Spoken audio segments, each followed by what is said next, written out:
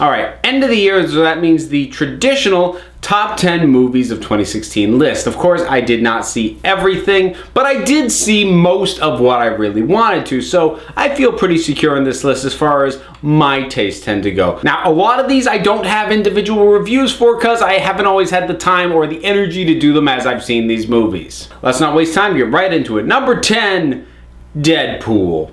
This was just fun. I wanted fun, I got fun. And also funny, but it was more just sort of the general vibe I really wanted getting into it. Light fun, hey, let's break this guy in half because it'll be funny. You know what? It is. Good on you, movie. And surprisingly potent romantic relationship going on in the middle of it too. Unexpected, but not unwelcome. And Ryan Reynolds really is a terrific pick to play Wade Wilson. He just plays Deadpool really well. The MVP though of the movie for me, Negasonic Teenage Warhead, oh, she's awesome. And there's been no particular mention. Everyone's concerned about who's going to play Cable or Domino in the next one, but she better be back.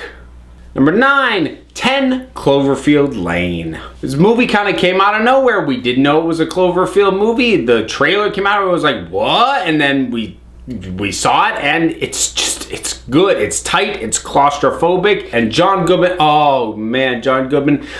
He needs to be in something that they will give him an Oscar for because the man deserves an Oscar. I know he won't get a nomination for this, but he's so good. He's always good, and he's so good in this. The movie is just tense, and it's perfectly paced, and probably should have ended about 10 minutes earlier. I think the ideal point to end would have been a character, I'm not going to spoil it, but a character, something happens, a character has a line, "You've got to be kidding me." It should have smashed to black right there. Would have been perfect. What happens after that isn't horrible, but it wasn't necessary. But everything up to that point was so good that it didn't kill the movie. Number 8, Batman, Return of the Caped Crusaders. Oh wait, that was directed DVD. It had a one-night special theater engagement in select theaters. I'm counting it because I think it's awesome.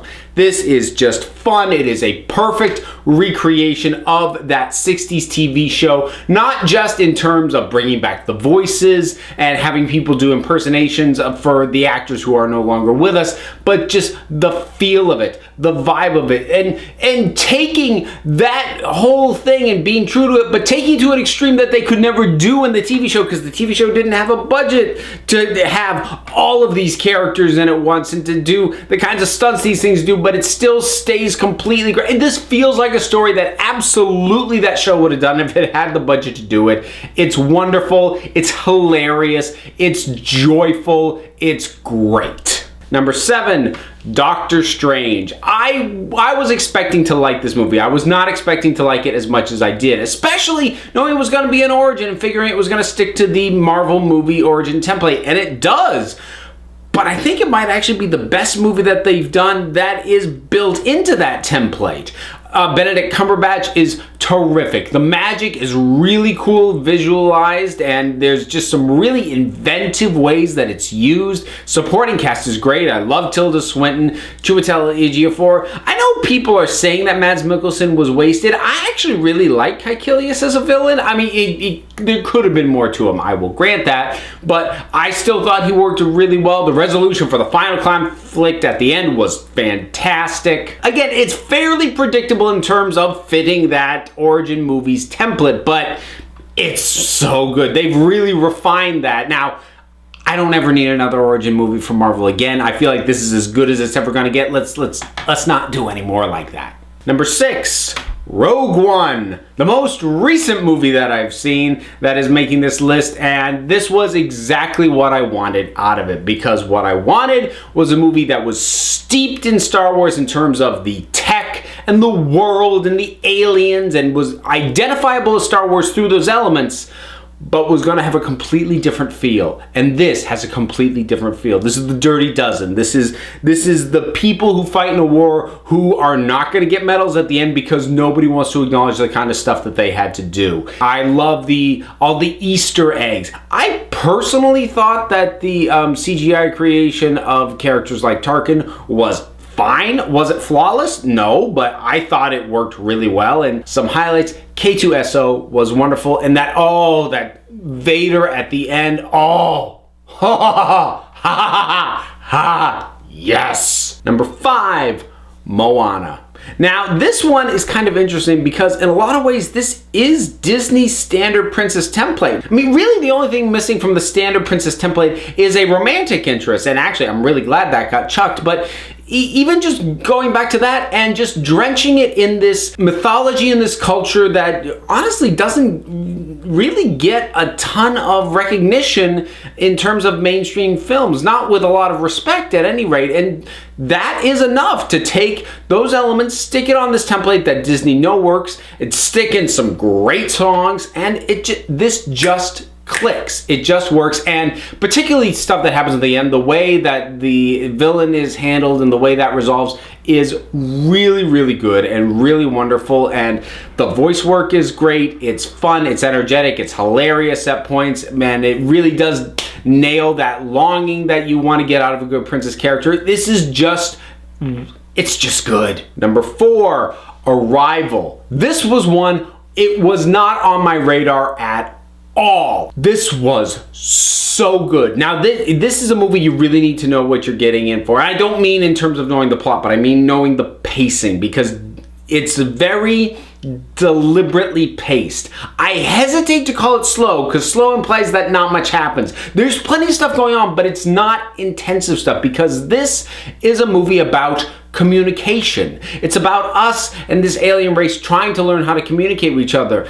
And that's a process. They meet up, they try and communicate, they get nowhere. Humans come back, they talk, they try something else, they go in, and they see what progress gets made. It keeps moving forward, but what it's depicting is not whiz-bang action. It's just not, but it never felt dull. This is the most momentous that a first contact story has felt, I think, since Close Encounters of the Third Kind. Now, before I get into my top 3, I want to do some mentions. Couple of honorable mentions, movies that didn't quite crack the top 10, but were really good, and I want to acknowledge that they were good. And then I need to get to my dishonorable mentions. So, real quick, honorable mentions, Star Trek Beyond, which was very good and I did enjoy. I didn't fall in love. I know a lot of Star Trek people that are really like on board with this thing and praising the heck out of it. I liked it. It was good. It just didn't crack top 10 for me. The other one, Kubo and the Two Strings. Again, a very good movie. Not like his best. That's still Paranorman. And it just didn't quite connect with me the way a lot of these other movies did, particularly some of the animated movies that I've talked about, but still really good and visually gorgeous as you would expect. Now, dishonorable mentions. Let's start with my biggest disappointment of the year, and that one has to go to X-Men Apocalypse, which was one of my most anticipated movies when the year started, and then it was just so... It wasn't the worst movie of the year. It wasn't even the worst comic book movie of the year, but it's so aggressively mediocre. Even comic book movies that I would say are on the whole worse still had at least something that I can go, okay, well, there's that bit, there's that This had nothing. There was nothing coming away from this. And the few things that were good were complete retreads. Magneto and his family, they're just remotivating Magneto with the same stuff over again. The Quicksilver scene, we already saw it. It was good, but we already saw it. And everything else it was a white noise of a movie. What a waste of everybody's time. But the worst movie I saw this year, and I was so certain that I was going to give this to The Little Prince. I was dead certain, but I'm giving my worst movie of the year to The Neon Demon. This is my first encounter with Nicholas Winding Refn as a director, and I can't think of any other filmmaker with their head so far up their own ass. My God! Look, the thing's visually stunning, I will give it that, but it's so empty. There is nothing going, there's nothing. There is no substance under this very pretty veneer. Everything is shallow and hollow, and it tries to go bonkers in the end, but that only works if I'm invested and I care, and I don't. Was just so full of itself, and it's just so acting like it was doing something profound and just it was doing nothing. infuriated me. Worst movie I saw this year. But let's get back to the good stuff. Let's get into the top 3. Number 3, Captain America: Civil War. I mean, what more is there to say about this thing at this point? I mean, that airport fight, Spider-Man, the emotional impact of that final fight, it's just how carefully it's constructed, how every character gets their moment to shine. Black Panther, this was just a fantastic, just blowout. I want to call it finale, but we've got more to come. I mean, it feels like such a terrific culmination and payoff of the MCU up to this point. And this is something that, you know, they root it in a real small, more intimate, more personal story. But at the same time, this could only exist in a world where all the other movies happen first. This builds off the existing foundation so beautifully, and I love it. Number 2, The Nice Guys.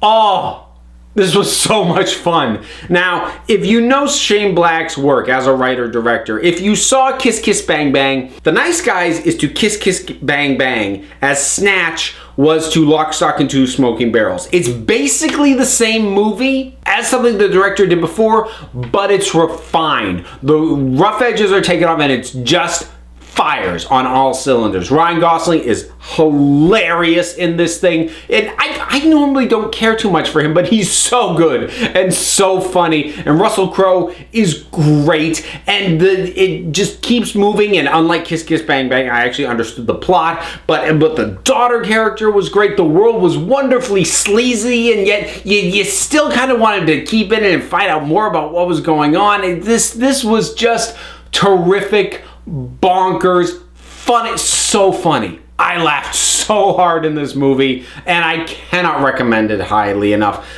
But I'm not going to quite give it the top spot. The top spot was a movie I knew was going to be on my top 10 after I first saw it. And I will grant, part of this probably has to do with how many times I have seen it since, but every time I've seen it since, I like it a little bit more. I find it a little bit more clever. I find another layer on which it works. I find something else to like about it, and that is Zootopia. It's just so well constructed in terms of using the animals as a metaphor for prejudice and to trying and both make you understand where that prejudice comes from, but also showing what characters have to go to try and overcome it. And it's actually really, really clever, the fact that the main hero is the character with prejudice. Usually when a kid's movie tackles prejudice, it's the villain with this absurd prejudice that has almost no basis in reality. But this is the hero, the character we know and we love, and we watch them come to understand, and we watch Judy realize her own prejudice that she didn't even know she had. And to go back and watch it again, and I mean, I have a kid who loves the movie. I've seen it more than most people my age would have seen the movie, but just to see how carefully layered in, just her not getting it for a while and watching that all unfold, and then on top of that, it's funny, it's bouncy, and the characters have terrific chemistry. It's wonderful voice acting, and you know what? I'll just come to it. I like the song. I like the song by Shakira. It fits.